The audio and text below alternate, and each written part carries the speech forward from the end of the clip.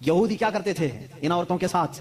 اگر یہ ایام حیض میں ہوتی، یہ فطرت ہے نا عورت کی، ہر مہینے وہ ناپاک ہوتی، اللہ تعالیٰ کی طرف سے ان کے لیے جسمانی ساخت ایسی بنائی گئی ہے کہ ہر مہینے ان کے جسم سے فاسد خون کا مادہ نکل جاتا ہے۔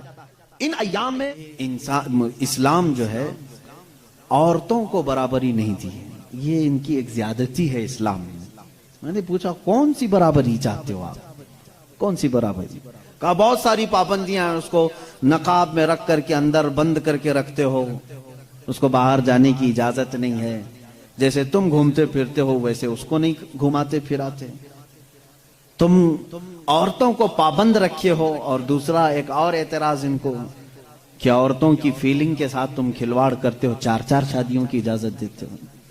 ابھی تو ہم نے ایک ہی کیا ہے، پھر بھی ان کو تکلیف ہے۔ 4 کی اجازت اسلام نے، تو اس کا الگ جواب ہے کہ عورتوں کے ساتھ یہ زیادتی ہے یا انصاف ہے۔ پہلی بات تو یہ ہے کہ ان کو بند رکھتے ہو، ایک کمرے میں قید رکھتے ہو، اور یہی مغربی تہذیب کے دلدادہ کچھ اسلامی ملکوں میں آ کر کے عورتوں کا دماغ بھی خراب کر رہے ہیں، آ کر کے ان عورتوں کو بھڑکا رہے ہیں کہ تم باہر نکلو بینر لے کر کے، ہمارا جسم ہماری مرضی چلے گی، ہمارے اوپر کوئی پابندی نہیں چلے گی۔ ہر جگہ یہ چل رہا ہے آج، اور یہ لوگوں کو بتانا یہ چاہتے ہیں کہ اسلام نے عورتوں پر یہ سختی کی ہے، ان کو برابری کا درجہ نہیں دیا ہے۔ کون سی برابری تم چاہتے ہو؟ کون سی برابری؟ یہ صرف جسم کے خواہش مند لوگ عورت کو یہ سمجھتے ہیں کہ یہ ناچنے والی چیز ہے، عورت کو یہ سمجھتے ہیں کہ یہ صرف ہمارے کھانے والی چیز ہے، اس کے ساتھ کھیلنے والی چیز ہے، تم اس کو برابری سمجھ رہے ہو۔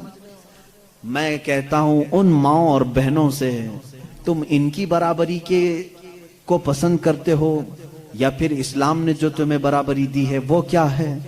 آؤ رسول کریم صلی اللہ علیہ وسلم کے فرامین تو سنو۔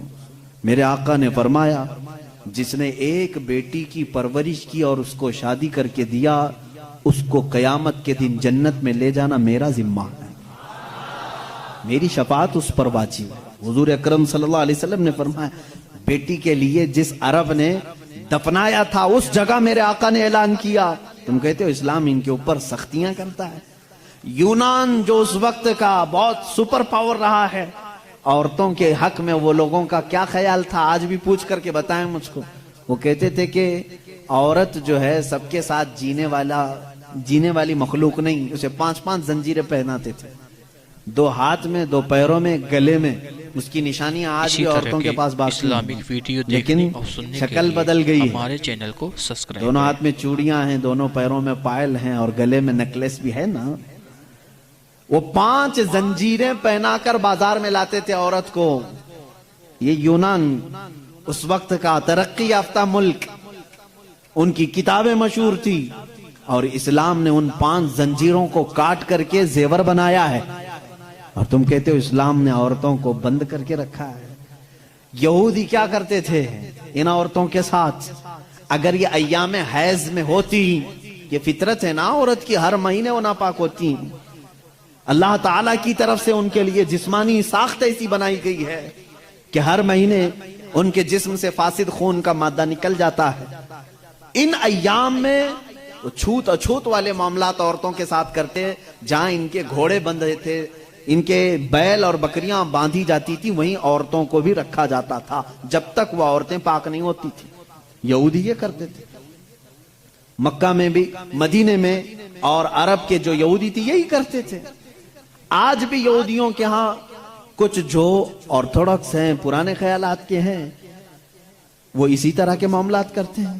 وہ عورتوں کو چھوتے تک نہیں ان ایام میں، وہ سمجھتے ہیں کہ اتنی ناپاک ہے کہ چھو لوں تو اپشگن ہو جائے گا، اور یہ کہتے ہیں کہ عورتوں کو اسلام نے برابری نہیں دی۔ رسول کریم صلی اللہ تعالی علیہ وسلم نے پھر اپنی امت کو یہ حکم دیا کہ انسانی فطرت کے اعتبار سے عورت کو اللہ نے یہ چیز دی ہے، اگر یہ اسے ہر مہینے آتی ہے تو صرف نماز، روزہ اور قرآن کی تلاوت یہ اس کے لیے منع ہے، باقی یہ تمہارے ساتھ اٹھ سکتی ہے، بیٹھ سکتی ہے، مل سکتی ہے، ایک ساتھ رہ سکتی ہے، ایک برتن میں کھا سکتی ہے، ایک گلاس میں پی سکتی ہے، کبھی اس کے برتن کو یہودیوں نے ان کے برتنوں کو گلاس کو سب الگ کر دیا تھا ان ایام میں، پھر تم آج دعویٰ کر رہے ہو کہ اسلام نے عورتوں کو دبا کر رکھا ہے۔